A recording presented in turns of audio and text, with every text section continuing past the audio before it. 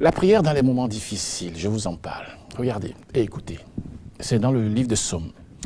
Dieu de ma louange ne te tait point, car ils ouvrent contre moi une bouche méchante, une bouche rusée. Ils me parlent avec une langue mensongère. Ils m'environnent de paroles haineuses et me font la guerre sans cause. Tandis que je les aime, ils m'accusent. Mais moi, j'ai recours à la prière. C'est dans le livre de Psaume, disais-je. David a donc composé ce psaume alors qu'il venait de vivre des circonstances particulièrement pénibles.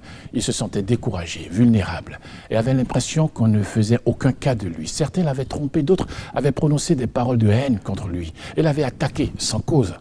Ils avaient répondu à son amour par des accusations. Ils avaient rendu le mal pour le bien, de la haine pour amour. Aujourd'hui, quoi que vous vivez, vous pouvez être honnête avec Dieu.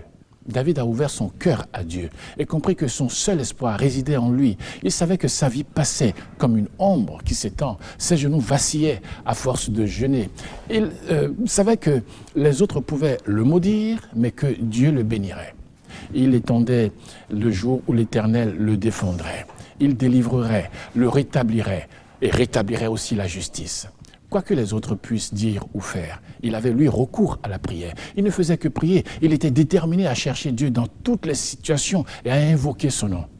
Aujourd'hui, quoi que vous vivez, vous pouvez donc être honnête avec Dieu. Dites-lui ce que vous ressentez. Parlez-lui de vos problèmes, de vos difficultés, de ce que les autres ont dit et fait de vous. Vous pouvez vous aussi attendre avec confiance le jour où Dieu fera justice. Vous pouvez crier à lui, rechercher son secours, compter sur sa bienveillance.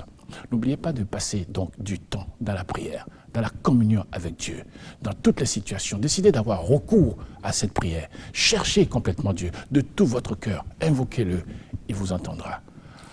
J'en sais quelque chose. Maestro Musique.